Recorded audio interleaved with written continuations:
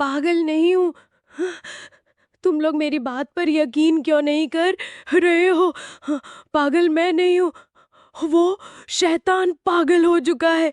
मुझे अपनी बेटी को बचाना है, मुझे जाने दो। शैतान पागल हो चुका है, मुझे अपनी बेटी को बचाना है, मुझे जान। घड़ी की सुइयों ने जैसे ही 7 बजाया, आदित्य कुर्सी से उठने ही वाला था कि फोन बज उठा। स्क्रीन पर नाम चमका, वीरज।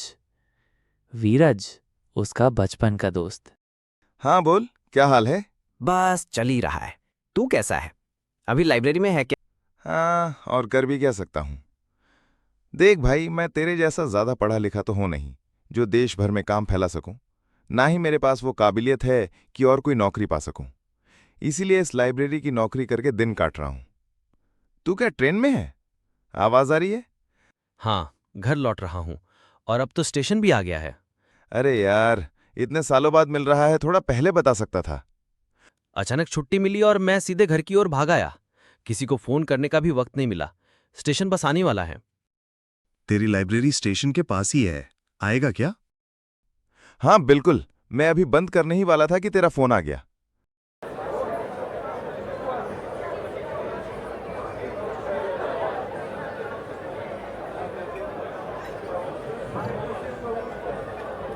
मैं प्लेटफॉर्म पर पहुंचा ही था कि ट्रेन अंदर घुस आई।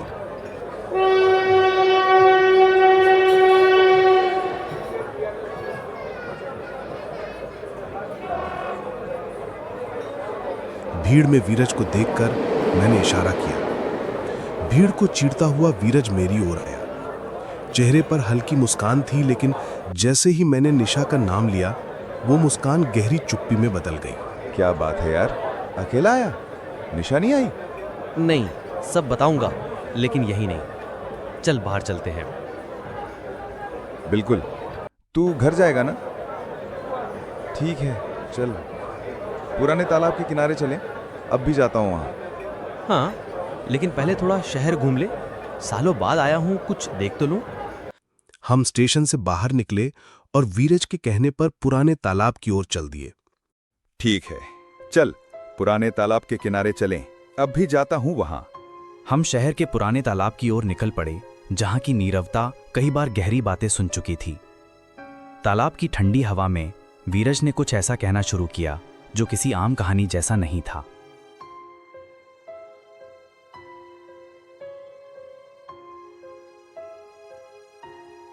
आर्या को तू लाया नहीं, वहां छोड़ आया। वहां तो तेरे कोई रिश्तेदार भी नहीं।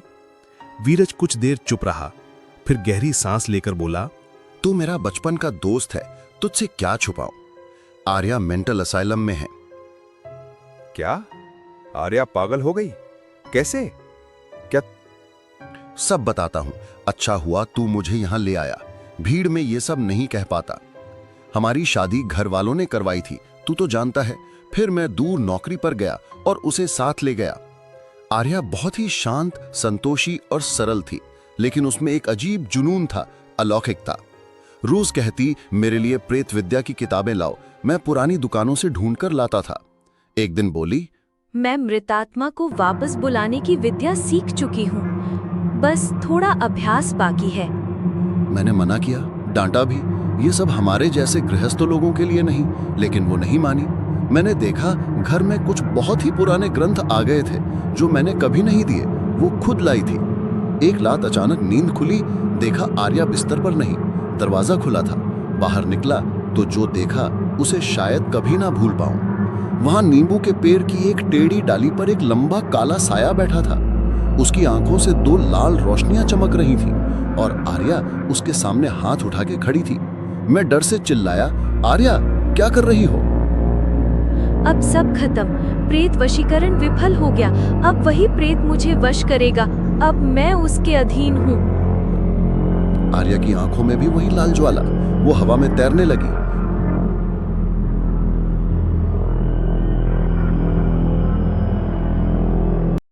सुबह नींद खुली तो आर्या बोली, रात तू बाहर आकर आंगन में क्यों सोया? मैंने बहाना बना दिया, बुरा सपना देखा था। लेकिन फिर उसे कसम देकर कहा, अब तू कभी भी इन प्रेत विद्या की किताबों को हाथ नहीं लगाएगी। उसने कुछ नहीं कहा, बस हल्के से मुस्कुरा दी। लेकिन उसके बाद हमारी नौकरानी गायब हो गई। फिर उसकी लाश कुएं से मिली, पूरा शरीर खून लथपथ पड़ा था। एक और लड़का अनिरुद्ध, उसकी भी लाश मिली और गांव में एक के बाद एक लोग मरने लगे। कुछ दिन मुझे ताजपुर जाना पड़ा, वहां भी 6 दिन में 4 लोग उसी तरह मरे। क्या तू आर्या को साथ लेकर गया था? नहीं, आर्या मीरपुर में ही थी, लेकिन फिर भी कैसे हुआ? मैं जानता था अब आर्या अपने वश में नहीं बल्कि उस प्रेत के नियंत्रण में है। इसीलिए मैंने उसे पागल घोषित करवा के मेंटल हॉस्पिटल में भिजवा दिया। चल अब घर चलते हैं, और आज तू मेरे घर रुकेगा, मना मत कर। ठीक है, वैसे भी तेरे क्लाइमैक्स की बात अधूरी रह गई थी। हम दोनों विराज के घर पहुंचे। वहां जाकर जो विराज ने कहा वो सुनकर तो मेरे होश ही उड़ गए। अब सुन, वो सारी बातें सही थीं, बस आर्या नहीं, असल में वो सब मैं कर रहा था। विराज सेन।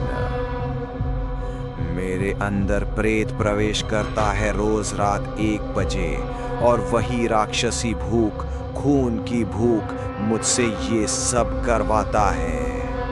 आर्या सब जान चुकी थी, इसलिए उसे पागल बनाकर भेज दिया ताकि कोई उसकी बातों पर भरोसा ना करे।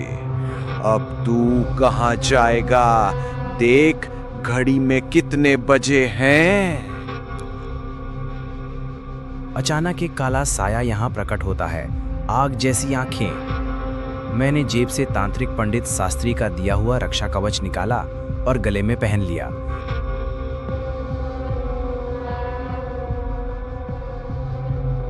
छाया मुझे छूते ही तड़प उठी और फिर गायब हो गई।